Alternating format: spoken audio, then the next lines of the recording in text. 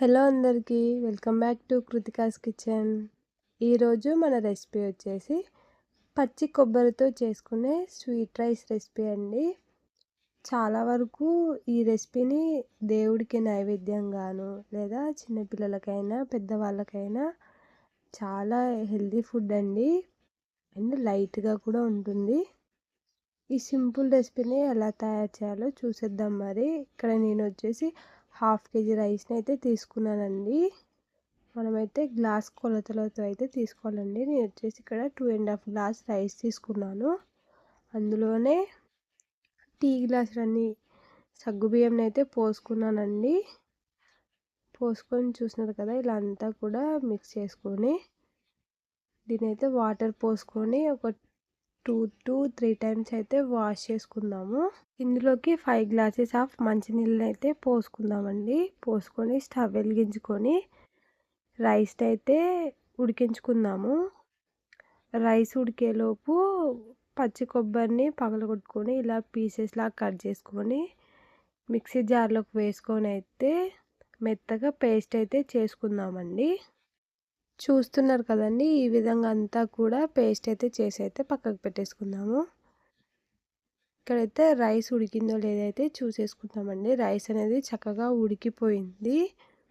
మనం ముందుగా పేస్ట్ చేసి పెట్టుకున్న పచ్చి కొబ్బరి పేస్ట్ అంతా కూడా ఈ రైస్లోకి అయితే వేసుకుందాము. ఇందులోనే ఇంకొన్ని వాటర్ పోసుకొని అంతా కూడా పేస్ట్ అనేది ఇందులోకి వేసుకొని అంతా కలిపేసుకుందామండి. ఇందులోనే కొంచెం ఇలాచీని కూడా యాడ్ చేసుకుందాము. యాడ్ చేసుకొని మరొకసారి చక్కగా అంతా కూడా కలిపేసుకుందామండి. మనకు టేస్ట్ కోసం లైట్గా సాల్ట్ అయితే వేసుకుందాము. మనం ఏ స్వీట్లోకైనా సాల్ట్ అనేది కొద్దిగా వేస్తే ఆ ఫ్లేవర్ అనేది చాలా బాగుంటుందండి. ఇందులోకి 1/2 kgకి 3/4 kg అయితే బెల్లం తురుము అయితే పడుతుంది. ఇలా బెల్లం వేసుకొని చక్కగా అంతా కూడా ఉండలు లేకుండా కరిగించుకుందాము. ఇలా మరొకసారి అంతా కూడా కలిపేసుకొని మరో 5 నిమిషాల పాటు అయితే ఉడికించుకుందాము రైస్ని. బెల్లం అంతా కూడా కరిగిపోయేంత వరకు ఉడికించుకున్న తర్వాత మనం ముందుగా కాచి చల్లారి పెట్టుకున్న 1/2 లీటర్ పాలను కూడా ఈ రైస్లోకి వేసుకొని చక్కగా అంతా కూడా కలిపేసుకొని మరో 5 నిమిషాల పాటు లిడ్ పెట్టేసి అయితే ఉడికించుకుందామండి. చూస్తున్నారు కదండి, చక్కగా అంతా కూడా అయితే ఉడికిపోయింది. మరొకసారి అంతా కూడా కలిపేసుకొని లిడ్ ఆఫ్ చేసుకొని సర్వ్ చేసుకోవడం అండి. Simple and healthy recipe. పిల్లలు కూడా చాలా ఇష్టంగా తింటారండి.